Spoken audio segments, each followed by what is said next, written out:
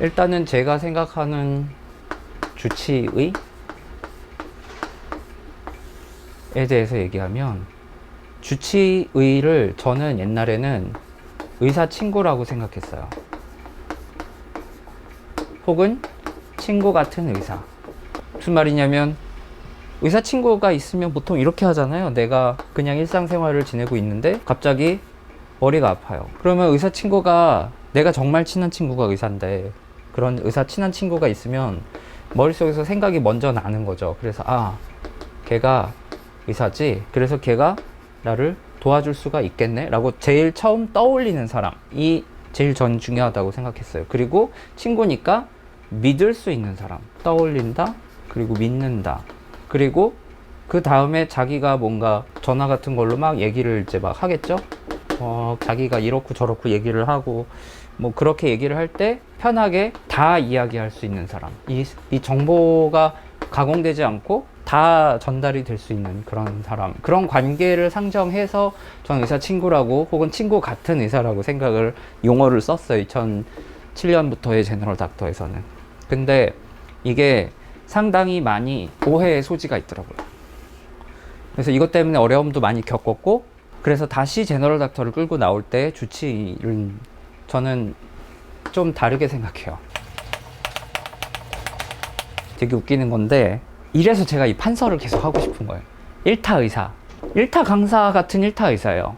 주치의가 1타 의사인 거예요. 무슨 말이냐? 잘은 저도 뭐 제 수능 같은 거랑은 상관하지 않게 된 지가 30년이 됐기 때문에 요새 입시판에 대해서 잘 몰랐지만, 그래도 세상 돌아가는 얘기를 들어보면 1타 강사가 굉장히 인기를 얻고 있다는 걸 알 수 있었어요. 근데 1타 강사가 단순히 돈을 많이 벌고 사람들이 환호하는 그런 스타만이 아니라, 인류 스타, 1등 스타 강사라면서요. 그런 게 아니라 1타 강사가 오히려 기존의 교사님들, 선생님들은 어떻게 보실지 모르겠지만, 교단의 교사보다 더 교사로서도 어떤 의미를 찾아가시는 걸 봤어요. 요새 뭐 그런 컨텐츠들도 있고, 뭐 스타 강사들 중에는 그런 막 잠언 같은 거를 유튜브 컨텐츠로 막 성공시키시는 분들도 있고, 그래서 더 잘 파고 들어가 봤더니, 1타 강사가 만약에 새 시대의 주치의라면, 교단의 교사는 우리가 꿈꾸고 원래 그래야 한다라고 믿고 있는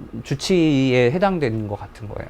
그러니까 무슨 말이냐? 원래 주치의는 뭐죠? 원래 우리가 알고 있는 주치의는 뭐 유럽식, 미국식 뭐 이런 주치의고, 뭐 영화 같은 데서 보는 의사가 있으면, 지금 이거는 뭐 제가 생각하는 거고, 사람들이 흔히 생각하는 거는 유럽식, 미국식은 뭐 집에 의사가 이렇게 집에 있고, 이 집에 내가 찾아가서 편하게 진료받고, 그럼 의사가 뭐 필요하면 같이 어디도 가주고, 뭐 이런 동네 주치의 개념이고, 이게 원래 우리나라 패밀리 메디슨, 패밀리 닥터인 가정의학과에 구현이 됐어야 되는 모델인데, 그건 사실 우리나라에서 한 번도 된 적이 가정의학과가 슬프게도 그런 역사를 갖지 못했죠. 그러니까 사람들한테는 항상 환상 속의 이야기로만 있는 거예요. 혹은 예전에 그랬을 것 같은 동네 병원에 있던 나이 지긋하신 의사 선생님, 뭐 우리 가면 우리 얘기 다 들어주시고, 우리 애가 뭐 어떻게 돼 있는지 다 아시고 그랬던. 근데 그거는 이미 어떤 관념이나 가정으로 남아버리고, 시대가 엄청 많이 흘러서 더 이상은 그런 주치의를 만나는 게 의미가 있지도 않은 시대가 됐어요. 왜냐면 우리는 더 이상 한 동네에 그렇게 오손도손 모여 살고 있지 않고, 아파트 이따만한 거에 다들 모여 살고 있고, 직장도 한 군데 다니지 않고 왔다 갔다 하고 있고, 그렇거든요. 그리고 의사가 무엇보다 동네 의사 선생님으로서 권위를 가지고 우리에게 뭔가 베풀어주는 사람이 아니라, 우리의 의료 서비스를 제공하는 우리의 동반자인 거예요. 그런 식으로 이미 많은 관계들이 바뀌었는데, 여전히 관념이나 가정은 주치의라는 걸 떠올릴 때 이런 환상 속의 것들인 거죠. 마치 교사라는 게 원래는 가르치는 기술자가 아니라 스승이잖아요. 한국에서는 특히 어떤 교과 과정만 가르치는 게 아니라 세상의 가치에 대해서 가르치고 올바른 사회인으로 길러내는 데 어떤 역할을 하는, 존경받는 스승이죠. 근데 그거는 아직까지 우리의 역시 관념이나 가정 속에 그래야 한다라고는 생각하지만, 현재 대부분의 교사는 그런 것을 이미 포기한 지 오래고, 혹은 꿈꾸고는 있지만 나는 할 수가 없을 것 같아 라고 절망하고 있고, 그리고 무엇보다 뭐 의료 소비자처럼 교육 소비자들은 절대 그런 교사를 절대까지는 아닐까요? 크게 기대하고 있지 않죠. 이게 의사와 교사를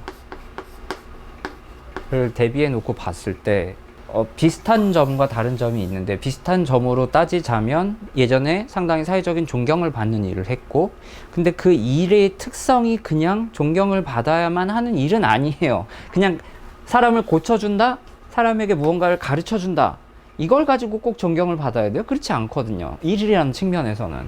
그렇지만 이 사람을 고친다라는 것의 숨은 뒤에 의도, 사람을 가르친다라는 것의 숨은 뒤에 의도나 어떤 자세, 이런 것들이 꼭 우리가 흔히 얘기하기를 숭고하다, 뭔가 숭고한 자기 희생, 헌신, 아니면 노력, 진정성, 이런 것들이 투영돼서 연결되는 직업이기 때문에 단순히 치료를 잘해줘서, 단순히 잘 가르쳐줘서 존경을 받고 선생님이라는 말을, 이 동양권 문화에서는 선생님이란 말을 들어야 했던 건 아니란 말이죠. 이게 먼저 있어야 이 기술을 통해서 이게 달성될 수 있었던 거죠. 그런데 시간이 지나면서 아까 PD님 말씀해 주셨지만 누구가 이게 문제냐? 그럼 누가 문제냐? 양쪽 다 문제죠. 양쪽 다 문제인데, 요새 의대 인기처럼 교사 인기가 엄청 높았던 시절이 있었죠. 그래서 교직 뭐라 그래야 되죠? 교원 시험이라고 하나요? 그거가 보면 되게 막 몸값이 올라간다고 해야 되나? 사회적인 그런 일이 있었죠. 근데 그때 그럼 사람들이 나는 이런 숭고한 헌신을 하고 아이들에게 내 인생을 바쳐서 내가 아이들을 잘 키워내고 올바른 사회인으로서 가치를, 내가 뭐 사회교사가 돼서 뭐 그런 게 아니라 사회를 가르치지만 아이들의 담임 선생님으로서, 학교의 스승으로서 내가 아이들에게 뭔가 진정성을 가지고 좋은 학교 선생님이 되겠다라고 생각하고 그렇게 터지게 공부를 하고 교대 뭐 아니면 임용고시를 봤을까? 그렇게 믿고 싶지만 세상 사람들은 자기 이익에 따라 움직이니까 그때 그렇게 인기 있었던 것 자체가 이미 이런 진정성과는 상관없이 그냥 적당히 좋은 직업이니까인 거라고 밖에 생각할 수 없는 거예요. 직업인인 거죠. 직업인으로서 직업 윤리는 잘 지킬 수 있겠죠. 그러나 이런 윤리, 인간이 좀 더 나아가는 그런 윤리는 아닌 거죠. 이들의 기대 속에, 이때 인기 속에 막 왔던 분들이 다 그런 건 당연히 아니겠지만, 인기가 이렇게 쭉 올라갈 때 그 동력은 분명히 나는 좋은 직업인이 될 거야 라는 거였고, 윤리도 그 선으로 격화가 된 거죠. 의사도 똑같이 마찬가지인 거예요. 우리나라에서 의대 광풍이 불어서 지방에 있는 모든 의대까지 다 차고 나서 서울대 공대부터 시작을 한다 라는 이 황당한 상황이, 사실은 의사가 되고 싶은 사람들의 마음이 나는 헌신적인 소위 슈바이처가 되겠어, 아니면 요새 흔히 말하듯이 필수 의료란 말은 사실은 정체가 불분명하지만 그렇게 사람을 살리는 일을 하는 바이탈과 필수과를 하겠다라고 하는, 돈을 버는 걸 떠나서 내가 어떤 숭고한 헌신을 하고 뭔가 진정성 있는 의사로서 인간에 대한 어떤 도움을 주는 일을 하기 위해서 그렇게 터지게 공부를 해가지고 자기를 갈아 넣어서 의대를 가려고 인기가 이렇게 올라갔을까? 아니라고 봐야 되는 거죠. 나는 그냥 적당히 내 능력을 가지고 좋은 직업인이 돼서, 근데 그게 하필 의사가 돼서 그 의사로서의 직업 윤리 속에서 충실히 역할도 하고 돈도 벌고 존경도 받을래 라고 해서 사람들이 갔을 거란 말이에요.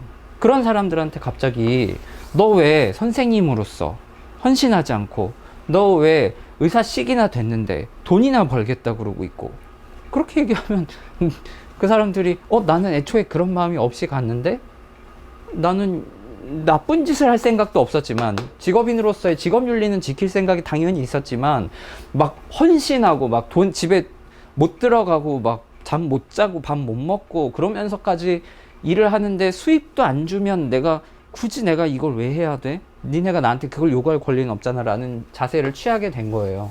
의사도 교사도 요즘 나와 있는 이 시장 속에 있는 많은 사람들은, 그런 사람들에게 주치의라는 걸 해봅시다. 근데 그 주치의는 이런 뭐 옛날에 이런 이야기 속에 나오는 사람들을 인간에게 관심을 가지고 이런 겁니다라고 해봤자 뭐 공감하고 받아들이려고 해도 근데 수가가 근데 사람들이 병원을 이용하는 방식이 그리고 정부 정책이 뭐 아니면 어떤 뭐 소위 진상 환자가 아니면 옆 병원은 이렇게 하는데 경쟁 막 이런 것들을 가지고 얘기를 하는 거예요. 마치 교단의 교사분들이 올바른 스승에 대한 사항을 버리지 않으셨겠지만 그럼에도 불구하고 내가 그 역할을 못하고 있는 이유를 찾죠. 학교 정책이, 교육 정책이, 나에게 주어진 일이 아니면은 요새 애들이 학부모가 수없이 많은 이유가 있고 그건 무시할 수 있는 이유가 아니라 냉엄한 현실이죠. 이 현실 속에서 주치의든 이상적인 교단의 존경받는 선생님이든 그저 점점 이상화되기만 하고 현실에선 존재하지 못하게 된 거예요. 점점점. 그러나 현실은 계속 더 나빠지기 때문에 이 이상적인 존재들에 대한 지향 내지는 왜 이렇게 못하고 있어? 라는 대중의 비난은 더 커진 거고 그리고 이런 걸 꿈꾸는 사람들은 더 자괴감을 느끼게 되고 비현실적이 되는 거죠. 마치 전교 2등 하는 애는요 전교 1등을 꿈꿀 수 있어요. 그리고 노력하면 될 수도 있을 거예요. 근데 꼴찌가 갑자기 엄마 나 전교 1등 할 수 있을 것 같아 미안해요 꼴찌들에게. 근데 갑자기 그러면 할 수 있을 수도 있겠지만 통계적 확률적으로 따져봤을 때 그리고 인간의 내적 동기라는 면으로 봤을 때 꼴찌가 공부를 안 하다가 갑자기 공부를 한다고 할 때 세울 수 있는 목표는 1등이어서는 안 되거든요.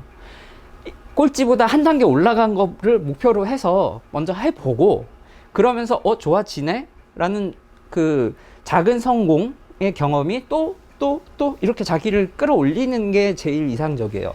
지금의 현실이 너무 최악이라면 갑자기 이런 우리가 점점 더 멀어지고 있는 이상적인 스승, 이상적인 뭐 슈바이처 이런 거를 목표로 우리가 왜 이걸 못하고 있냐, 니네 왜 이걸 못하냐 안 하냐라고 할 게 아니라 현실적인 한 걸음 나아간 주치의든 뭐 이상적인 스승이들을 찾아야 된다는 거죠. 마치 일타 강사처럼.